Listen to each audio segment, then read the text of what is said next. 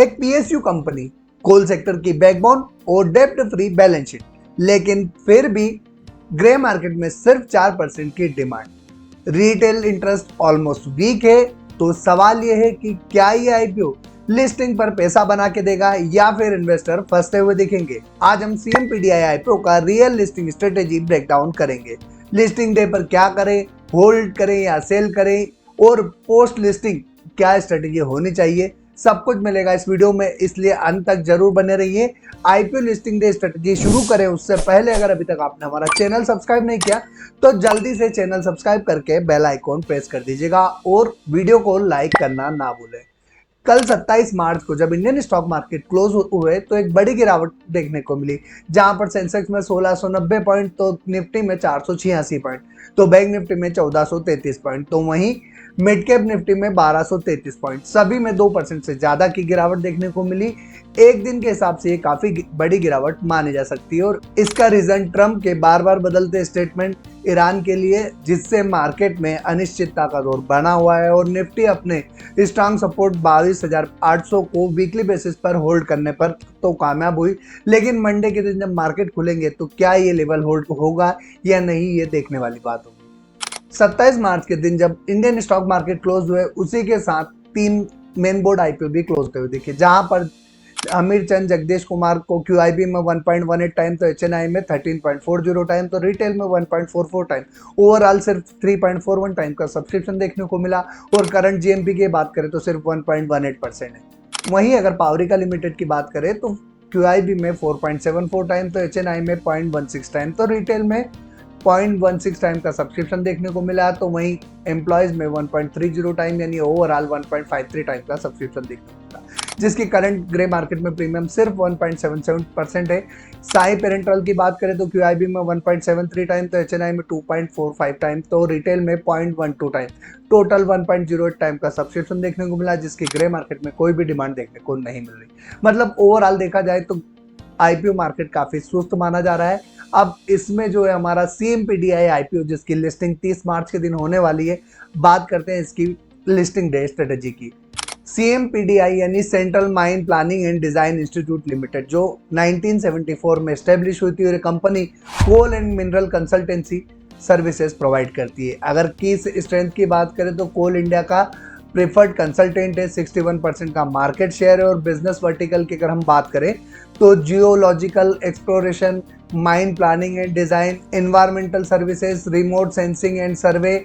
इस कंपनी की अगर इंफ्रास्ट्रक्चर की बात करें तो 7 रीजनल इंस्टीट्यूट चलाती है, 8 लैब्स है और लार्ज ड्रिलिंग फ्लीट है कंपनी के पास। अगर सिंपल लैंग्वेज में बात करें तो ये कोल सेक्टर का ब्रेन है, यानी एग्जीक्यूशन नहीं प्लानिंग करता है। बात करते हैं इसके आईपीओ डिटेल की, तो आईपीओ 20 मार्च के दिन शुरू हुआ था, जो 24 मार्च के दिन क्लोज हो गया। 30 मार्च के दिन टेंटेटिव इसकी लिस्टिंग होने वाली है, ₹2 इसका फेस वैल्यू था। और प्राइस बैंड की अगर हम बात करें तो 163 से 172 रुपीज़ का प्राइस बैंड था, जहां पर 1842 करोड़ का आईपीओ साइज था, जो कि पूरा का पूरा ओएफएस होने वाला था। कोई भी पैसा कंपनी को नहीं मिला है और मिनिमम इन्वेस्टमेंट एक लॉट में 13,760 रुपए के लिए करना था। अब जल्दी से एक बार इस कंपनी का फाइनेंशियल देख लेते हैं। तो रेवेन्यू और असेट्स में अच्छी ग्रोथ देखने को मिली है, पेट और इबिटा ग्रोथ पॉजिटिव है, नेटवर्थ ऑलमोस्ट डबल है और सबसे इंपॉर्टेंट कंपनी डेब्ट फ्री है, मतलब बैलेंस शीट स्ट्रांग है, फाइनेंशियल रिस्क काफी लो है। अब जल्दी से एक बार इस कंपनी की वैल्यूएशंस को भी रिकैप कर लेते हैं, जहां पर सबसे इंपॉर्टेंट पॉइंट की बात करें तो आरओसी और रिटर्न ऑन नेटवर्थ में डिक्लाइन, तो मार्जिन में सॉफ्टनेस। वहीं price to book value 6x का है, मतलब कंपनी स्ट्रांग है, लेकिन प्रीमियम वैल्यूएशंस पर आईपीओ लेकर आई है और ये जो पॉइंट है वो लिस्टिंग गेन के लिए नेगेटिव फैक्टर माना जा सकता है। अब जल्दी से एक बार हम इस कंपनी का ग्रे मार्केट प्रीमियम और सब्सक्रिप्शन स्टेटस क्या था वो देख लेते हैं। तो ग्रे मार्केट की बात करें तो वर्तमान में ग्रे मार्केट में सिर्फ 4% के आसपास की प्रीमियम देखने को मिल रही है, जो मेन बोर्ड आईपीओ के लिए काफ़ी लो मानी जा सकती है। क्यूआईबी में 3.48 टाइम्स, तो एचएनआई में 0.35 टाइम, तो रिटेल में भी 0.35 टाइम का सब्सक्रिप्शन देखने को मिला था। यानी इंस्टीट्यूशन इंटरेस्टेड है, लेकिन रिटेल और एचएनआई बिल्कुल इंटरेस्टेड नहीं है। लिस्टिंग हाइप मिसिंग है, यहाँ पर लिस्टिंग गेन लिमिटेड हो सकता है, इसलिए लिस्टिंग पर सही स्ट्रेटेजी होना बहुत जरूरी है, अदरवाइज आप अपना पैसा रिस्क में डाल सकते हैं। अब सबसे इंपॉर्टेंट सवाल कि लिस्टिंग कहाँ और कैसी हो सकती है, तो चलिए इसको सिंपल सिनारियो एनालिसिस से समझते हैं। अगर बेस केस की बात करें, जहाँ पर फ्लेट से लेकर लगभग 5% के आसपास की प्रीमियम पर लिस्ट होता है, या फिर बुल केस की अगर बात करें तो अगर ओवरऑल मार्केट सपोर्ट करता है और मंडे के दिन अच्छा मार्केट रहता है तो 8 से 10% के आसपास अगर लिस्टिंग हो सकती है। और बियर केस की बात करें कि मार्केट सपोर्ट नहीं करता है तो लिस्टिंग नेगेटिव भी हो सकती है। ऐसा क्यों हो सकता है? क्योंकि जीएमपी काफी लो है, रिटेल और एचएनआई की डिमांड बिल्कुल वीक है और वैल्यूएशंस ऑलरेडी प्रीमियम पर है।